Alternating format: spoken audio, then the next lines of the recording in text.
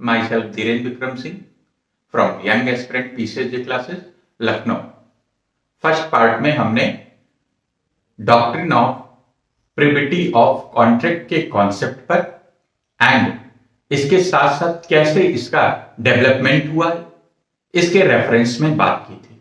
आज हम जो वीडियो बनाने जा रहे हैं वो doctrine of privity of contract के रिलेशन में जो एक्सेप्शंस थ्रू जुडिशियल इंटरप्रिटेशन में किए गए हैं उनके रेफरेंस में आज हम आपको बताएंगे।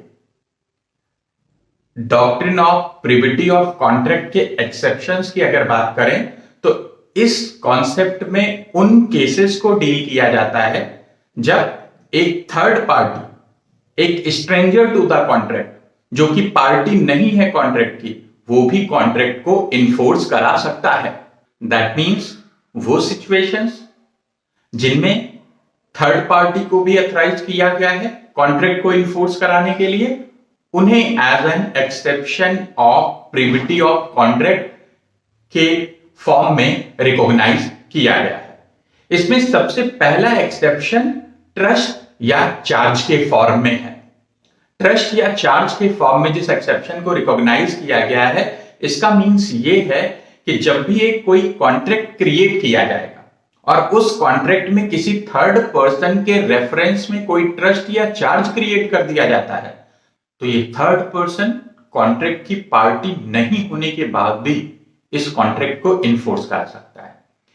इस चीज को समझने के लिए मैं आपके सामने ख्वाजा मोहम्मद खां वर्सेस हुसैनी बेगम के केस को मेंशन करूंगा। इस केस में ए और बी की मैरिज के समय ए और बी के फादर आपस में ये एग्रीमेंट करते हैं कि ए के फादर बी को मंथली मेंटेनेंस देंगे। देन आफ्टर दैट ए और बी की शादी हो जाती है। ए के फादर बी को 500 rupees as an monthly maintenance, as an खर्चाए पानदान देते रहते हैं। जब तक ए और बी के बीच में संबंध अच्छे होते हैं, ए के फादर ये पेमेंट करते रहते हैं, कोई प्रॉब्लम नहीं होती है। लेकिन जब ए और बी के रिलेशंस खराब हो जाते हैं, देन ए के फादर ये पेमेंट करना बंद कर देते हैं। अब ऐसी सिचुएशन में बी केस करती है अगेंस्ट ए के फादर। ए के फादर के अगेंस्ट में केस कर दिया। अब यहां पर ए के फादर ने यह प्ली ली कि जो कॉन्ट्रैक्ट हुआ था जिसमें बी को 500 रुपीज एज एन खर्चाए पानदान, एज एन मंथली मेंटेनेंस देने की बात कही गई थी, वो कॉन्ट्रैक्ट मेरे और बी के बीच में नहीं हुआ था, मेरे और बी के फादर के बीच में हुआ था। तो यहां पर प्रिविटी ऑफ कॉन्ट्रैक्ट का कॉन्सेप्ट अप्लाई होता है और सिर्फ मुझसे बी के फादर ही इस कॉन्ट्रैक्ट को इन्फोर्स करा सकते हैं, बी के नहीं। लेकिन कोर्ट ने इस आर्ग्यूमेंट को एक्सेप्ट नहीं किया। कोर्ट ने कहा यहां पर बी जिसके फेवर में चार्ज क्रिएट किया गया है वो इस कॉन्ट्रैक्ट को इन्फोर्स करा सकती है। इस तरह से चार्ज के कॉन्सेप्ट को as an exception of privity of contract accept किया गया है। दूसरा एक्सेप्शन मैरिज सेटलमेंट्स को लेकर के। मैरिज सेटलमेंट के एक्सेप्शंस को समझने के लिए मैं आपके सामने द्रौपदी वर्सेस जसवंत राय का एक केस मेंशन करता हूं। यहां पर ए ने बी से शादी की। ए और बी के संबंध अच्छे चल रहे थे। इस दौरान बी के फादर ने ए से यह एग्रीमेंट किया कि अगर आपके बीच में कोई भी प्रॉब्लम होती है और इस वजह से आप अलग होते हैं तो आप ए को एक हाउस और उसके लिए मंथली मेंटेनेंस प्रोवाइड करेंगे। ए और बी के संबंध खराब हो गए, ए और बी अलग हो गए। अब यहां पर ए ने बी को ना तो हाउस प्रोवाइड किया और ना ही मंथली मेंटेनेंस प्रोवाइड किया। ऐसी सिचुएशन में बी ने ए के अगेंस्ट में केस किया और जब बी ने ए के अगेंस्ट में केस किया इस कॉन्ट्रैक्ट के बेसिस पर, तो ए ने प्रिविटी ऑफ कॉन्ट्रैक्ट के आर्गुमेंट के बेस पर कहा कि आप कॉन्ट्रैक्ट की पार्टी नहीं है, इसलिए आप इस कॉन्ट्रैक्ट को इन्फोर्स नहीं करा सकते, आपके फादर इस कॉन्ट्रैक्ट को इन्फोर्स करा सकते हैं।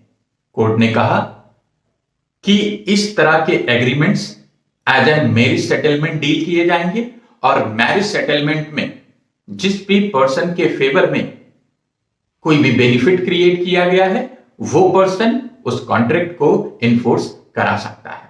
तो ऐसी सिचुएशन में ए की वाइफ बी को ये अधिकार दिया गया, इस केस के थ्रू ये उनके फेवर में डिसीजन दिया गया कि आप इस कॉन्ट्रैक्ट को इन्फोर्स करा सकते हैं।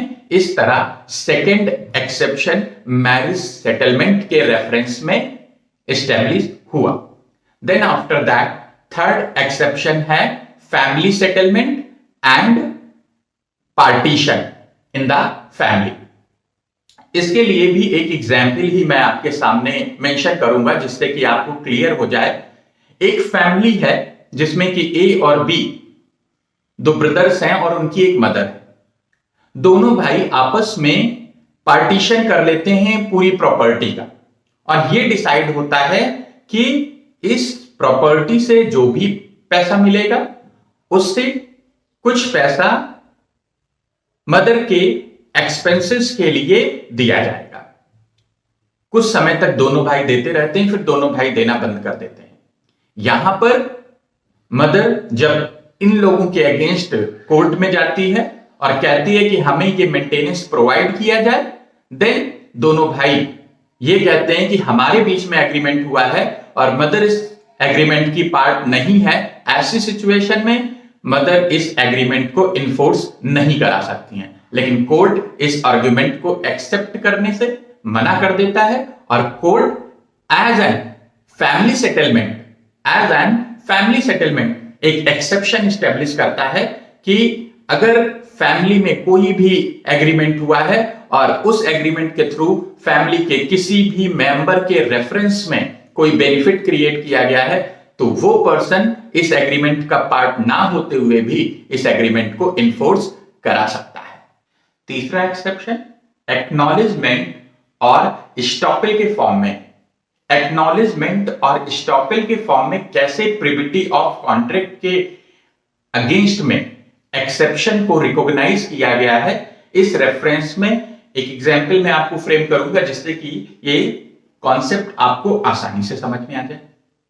मान लीजिए ए और बी कोई एग्रीमेंट करते हैं और उस एग्रीमेंट में ये डिसाइड होता है कि सी के फेवर में कुछ किया जाएगा और सी से ये बात एक्नॉलेज भी कर दी जाती है।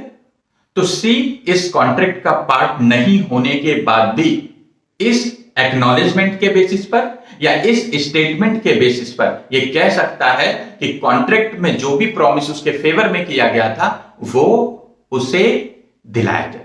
और यहां पर प्रिविटी ऑफ कॉन्ट्रैक्ट के कॉन्सेप्ट के बेसिस पर पार्टीज ये नहीं कह सकती कि आप कॉन्ट्रैक्ट का पार्ट नहीं है इसलिए आप इस कॉन्ट्रैक्ट को इन्फोर्स नहीं करा सकते हैं। जैसे कि मान लीजिए ए और बी एक एग्रीमेंट करते हैं कि ए कहता है मैं बी के लिए एक हाउस बनाऊंगा और इसके साथ साथ बी कहता है कि ठीक है आप मेरे लिए हाउस बना रहे हैं तो आप जैसा कह रहे हैं मैं सी को 1000 रुपीज पे कर दूंगा। अब यहां पर ए बी के लिए हाउस बना देता है लेकिन सी को 1000 रुपीज बी पे नहीं करता है। अब सी जब इसके लिए बी के अगेंस्ट में केस करता है तो बी कहता है कि मैं लाइबल नहीं हूं क्योंकि प्रिविटी ऑफ कॉन्ट्रैक्ट का कॉन्सेप्ट एप्लीकेबल होगा।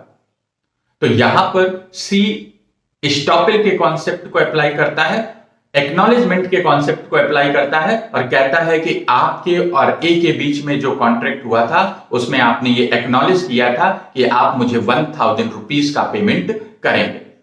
ऐसी सिचुएशन में आपको ये पेमेंट करना होगा और इस कॉन्सेप्ट को as an estoppel as an acknowledgement treat किया गया और इसे एक एक्सेप्शन के तौर पर प्रिविटी ऑफ कॉन्ट्रैक्ट के एस्टैब्लिश किया गया।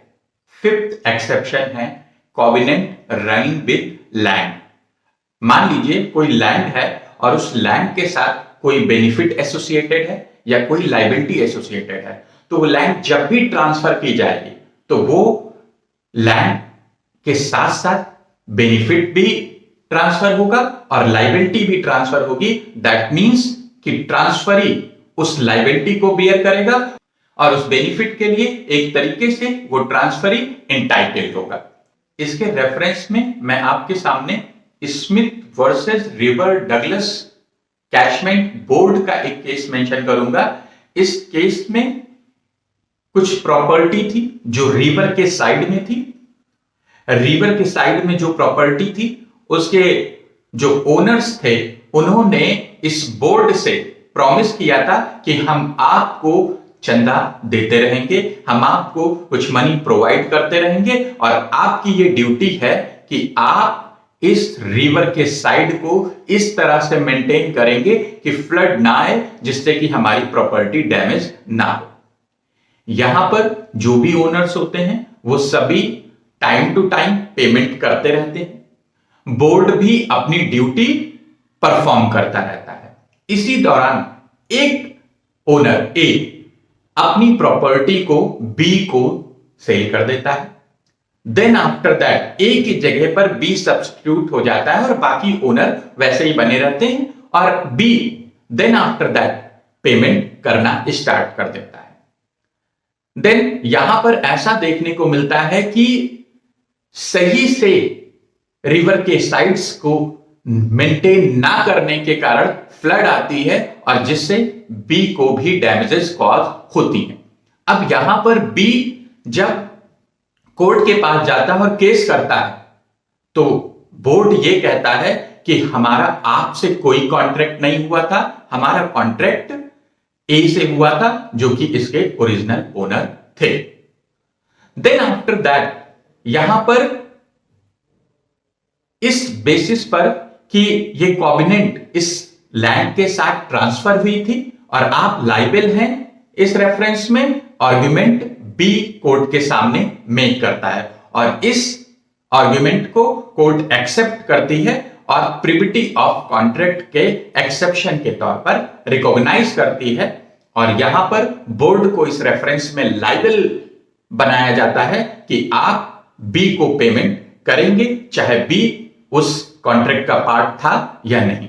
लेकिन यहां पर बी सब्स्टिट्यूट हो जा रहा है ए की जगह पर सिर्फ और सिर्फ इस एक्सेप्शन के वजह से। नेक्स्ट एक्सेप्शन है निगोशिएबल इंस्ट्रूमेंट्स को लेकर के। Negotiable instruments means that cheque, hundi, bill of exchange, promissory note, इन सबको निगोशिएबल इंस्ट्रूमेंट के तौर पर निगोशिएबल इंस्ट्रूमेंट एक्ट में रिकॉग्नाइज किया गया है। अब एक सिंपल सा एग्जांपल मैं आपके सामने चेक के रेफरेंस में मेक करता हूं। जब भी आप किसी बैंक में कस्टमर बनते हैं तो सिर्फ और सिर्फ बैंक आपको पेमेंट करने के लिए लायबल होता है। अब मान लीजिए बैंक ने आपको एक चेकबुक दी तो उस चेकबुक से आप पैसा निकाल सकते हैं।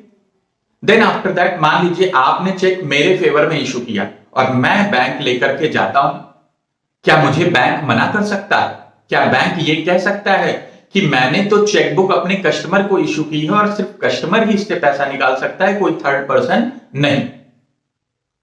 तो यहां पर इस थर्ड पर्सन को निगोशिएबल इंस्ट्रूमेंट के रेफरेंस में एलिजिबल बनाया गया है कि ये थर्ड पर्सन भी इस निगोशिएबल इंस्ट्रूमेंट के थ्रू पैसा निकाल सकता है, पैसा अपने फेवर में ड्रॉ करा सकता है।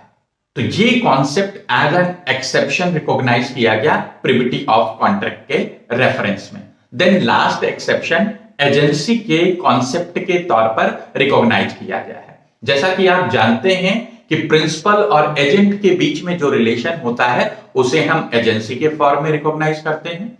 और अगर एजेंट ने ऑन बिहाफ ऑफ प्रिंसिपल कोई भी कॉन्ट्रैक्ट किया है तो वहां पर इस कॉन्ट्रैक्ट को इन्फोर्स प्रिंसिपल भी करा सकता है। दैट मींस कि प्रिंसिपल उस कॉन्ट्रैक्ट का पार्ट ना होने के बावजूद भी, उस कॉन्ट्रैक्ट की पार्टी नहीं होने के बावजूद भी उस कॉन्ट्रैक्ट को इन्फोर्स करा पा रहा है। इस तरह से ये भी एक प्रिविटी ऑफ कॉन्ट्रैक्ट के एक्सेप्शन के तौर पर रिकॉग्नाइज किया जाएगा।